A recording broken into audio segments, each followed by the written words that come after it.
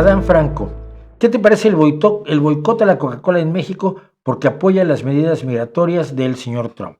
Mira, ese tipo de reacciones de arco reflejo revelan lo poco que la gente sabe de cómo funciona la economía de las empresas a su alrededor.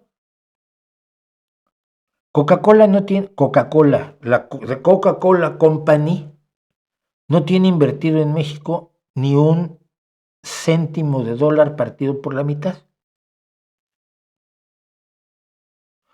Todas las embotelladoras de Coca-Cola son de empresarios mexicanos. Las fábricas son de empresarios mexicanos, las máquinas son de empresarios mexicanos.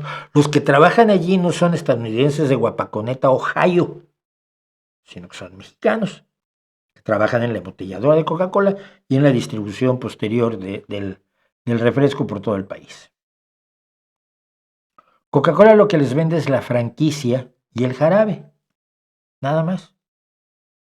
Y controla la calidad y la presencia para que, pues, ¿no? Para que tenga una misma imagen, porque tiene una imagen de marca que guardar y que conservar la Coca-Cola. Pero cuando tú boicoteas a la Coca-Cola en México, no le haces ni cosquillas a la Coca-Cola Company, pero le jorobas la existencia a un montón de trabajadores mexicanos.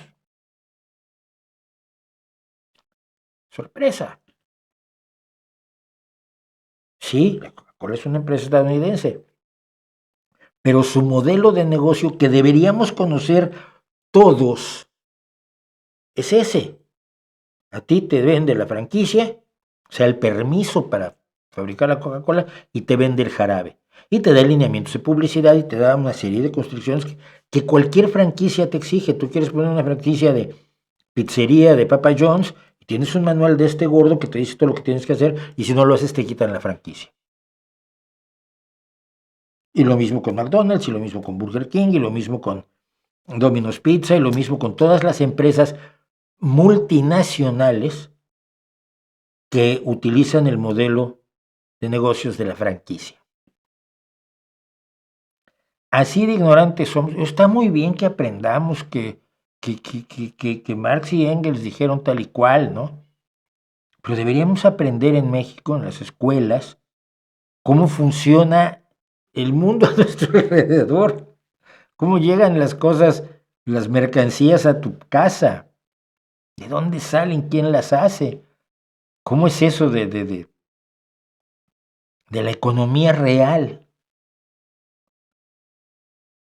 de la economía genuina y auténtica. ¿Quién planta, quién siembra, quién cosecha el maíz con el que se hacen las tortillas en las tortilladoras automáticas, donde tantos mexicanos todos los días compran las tortillas para la comida?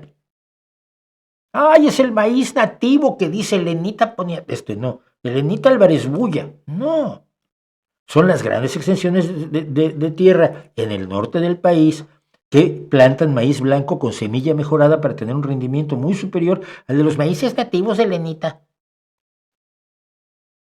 Y ese es el que te comes si tú crees que estás defendiendo los maíces nativos mientras te estás comiendo semilla mejorada de maíz blanco dulce. ¡Sorpresa! No nos están educando. Y no lo digo en México, ¿eh? Te puedo asegurar que aquí en España es exactamente lo mismo. La gente no tiene una idea de cómo funciona la economía. Cuando se come algo, le ponen algo en el plato, no tiene ni la más vaga idea de cuál fue el proceso productivo que llevó de la semilla a lo que le están poniendo, o de la ternera, cómo se produjo, cómo nació, cómo se crió la res que se está comiendo en forma de chuletón. No tienen idea. Vivimos a ciegas en el mundo, ¿no les preocupa?